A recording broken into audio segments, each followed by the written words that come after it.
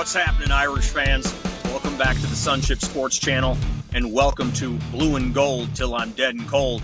I'm your host, Chris, coming to you, well, not from my studio, but on location. And I'm here to talk to you about the Central Michigan Chippewas coming to South Bend this weekend. What are my expectations for this game? Well, not many.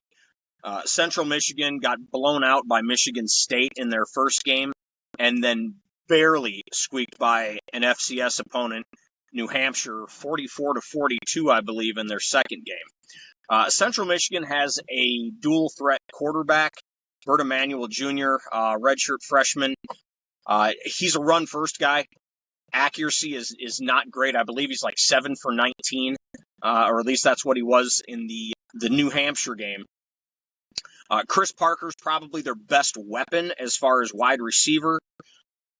Central Michigan is coached by Jim McElwain, so those of you who don't remember who Jim McElwain is, he was the offensive coordinator for a couple of the national championship teams for Nick Saban down in Alabama, and then he coached the Florida Gators for a few years before unceremoniously being dumped there.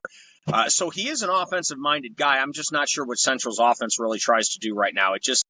It looks like Bert Emanuel runs around and tries to create something. Their offensive line specifically is just bad.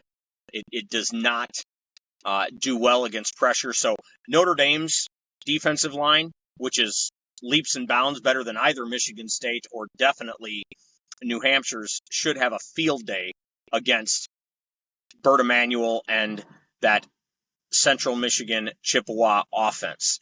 Defensive side of the ball, they are pretty aggressive on the defensive side of the ball. I'll give them that. They don't have a lot of talent on the defensive side of the ball. Trey Jones, I think he's a safety for them. He's pretty good. They've got a couple of guys on the defensive line. Bristol comes to mind, but they're not real talented. They're aggressive as hell. They're going to blitz you damn near every down. But this is where the dominance of Notre Dame's offensive line needs to come through. So Central Michigan by themselves should not be a threat. I believe we are 5-touchdown favorites. I think we're going to cover that. Maybe tight a little bit early, because whenever one of these little schools gets a chance to come into to the backyard of the Golden Dome and play against Notre Dame, they're pretty hyped up about it. So they may hang tough for a little while, but it's not going to be pretty. Okay, so that's Central Michigan. What about Notre Dame? So the main thing I want to see out of Notre Dame this week is don't be complacent.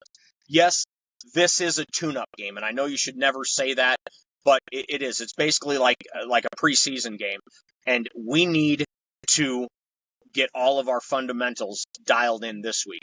So I would like to see Notre Dame have their most dominant offensive line performance of the year so far.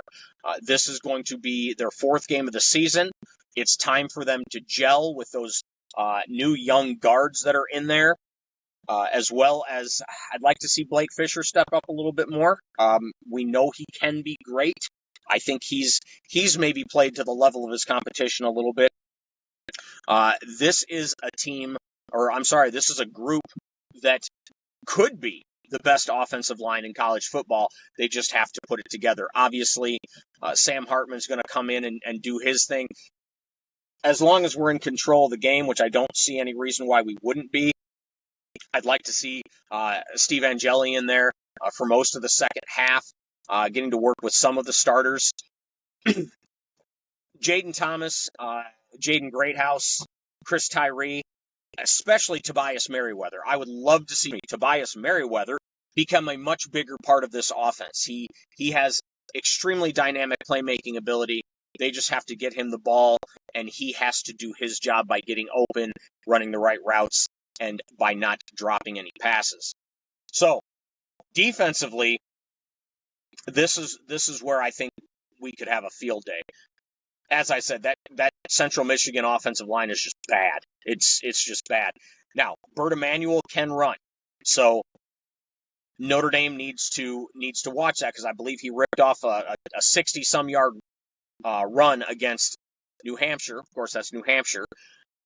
you do have to be wary of a quarterback that can run with the ball.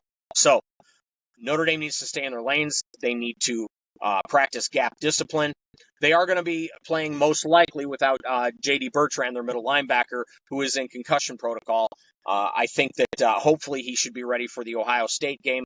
I just don't think they want to take a chance. We're pretty deep at linebacker. It's a very experienced group. I'd like to see Jalen Sneed, maybe even Drake Bowen get on the field a little bit more. Jaden Osbury, get some of those guys some face time out there. But I don't think that Notre Dame is going to struggle very much with Central. I just want to make sure they don't have a letdown because they're thinking ahead to Ohio State. But they need to be thinking about having a dominant performance. And that confidence is there in all the different rooms. The offensive line room, the wide receiver. The wide receiver room should have a great week. The Central Michigan secondary is horrible. They might as well put me back there. And I'm old and chubby. So it would be nice to see some of our receivers get their confidence up by making some big plays early and often. And then, up by 3 or 4 touchdowns by halftime, we can just take a lot of the starters out and basically play our second teamers against Central the rest of the game, and they're still going to be better than Central starters. So, yeah, it's a tune-up game for Notre Dame. It's the trip of a lifetime for a lot of those Central Michigan players, but folks, I think Notre Dame scores in the 50s in this game, and I don't think Central gets above 10. So go Irish. Then we get to face the mighty Buckeyes of Ohio State. Ladies and gentlemen, we will see you next time.